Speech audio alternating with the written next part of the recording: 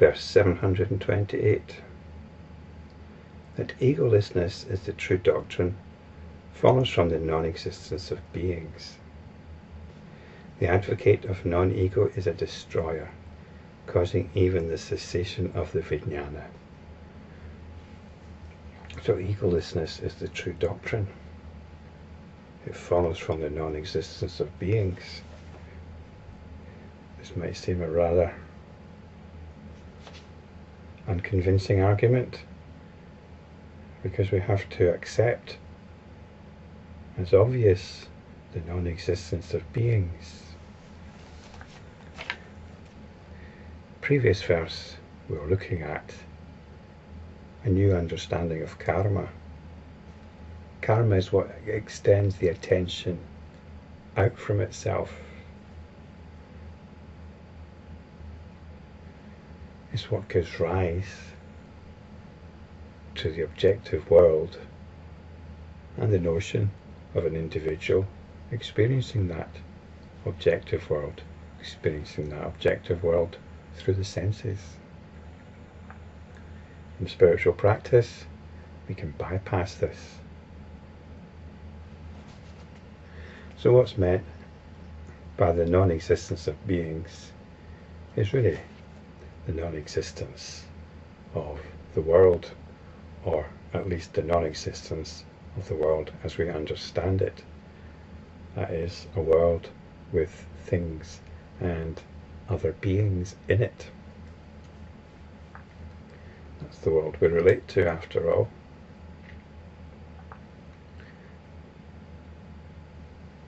As enlightenment practitioners, we realize our freedom from this.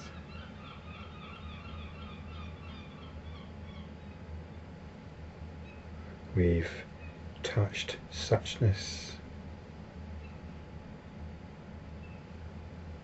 and in this suchness the world appears as presence. So egolessness is the true doctrine. Once we've realized the insubstantiality of the world, the egolessness of the world, we also realize the egolessness of ourself. Our self consists of a dynamic of moods and sensibilities.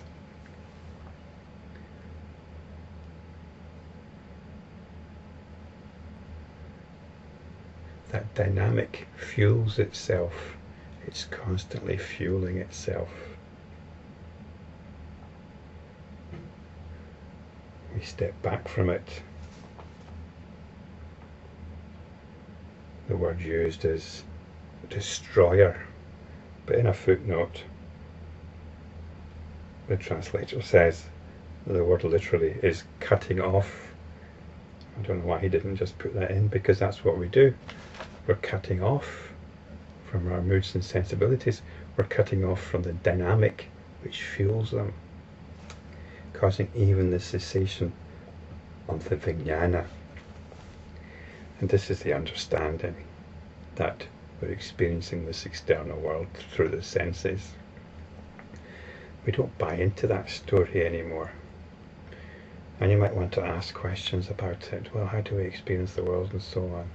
Well, it's not the issue, but just to give some response to it.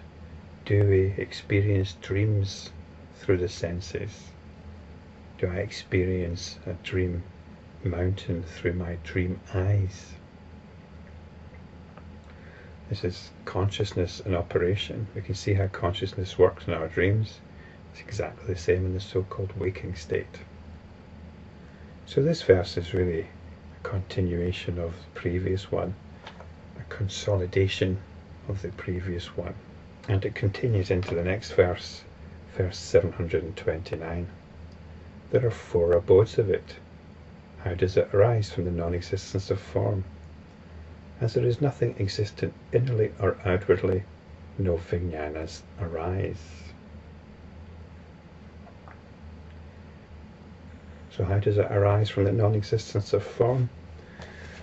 Well, this form was described as karma, couple of verses back. And it's about extending the attention into forms. We don't do that as enlightenment practitioners. We have the option of not doing this, of allowing the attention to be still without tension. We're told that there are 4 abodes of it. And this is very significant. And I described 2 of the abodes in the previous video. First abode is suchness. This is when we allow the attention to be at rest in itself. This is being at rest in that awareness which is currently hearing this. Don't put the attention outwards onto me. Don't put your attention outwards onto the idea that these words are coming from over here somewhere. You're experiencing both the image and the sound where you are. Or awareness is experiencing this. You are aware. Acknowledge that awareness.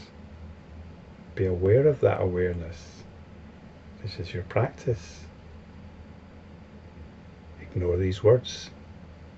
Abide in suchness.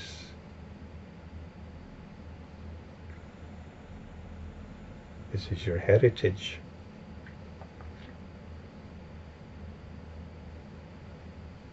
This is your enlightenment.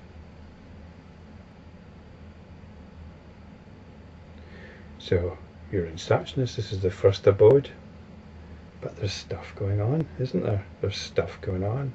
The attention wants to come out. It wants to come out and play. So we acknowledge that there's stuff going on, but we don't acknowledge anything specific. We understand the world as presence, the remarkable fact that there is something going on, what in the past I called the great miracle. This is the wonder of our being. This feeds back into suchness. So we're not getting caught up. The attention's not getting diverted into aspects of the world, because we take the world as one thing, as presence with a capital B, and this suchness we could describe as the witness to presence. So that's the second abode. The third abode is the realization of our independence, or of consciousness. Of consciousness's independence.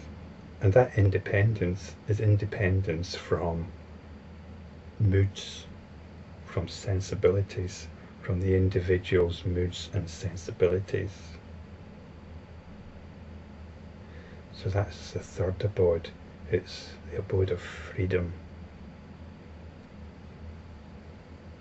And the fourth abode is taking its cue from this freedom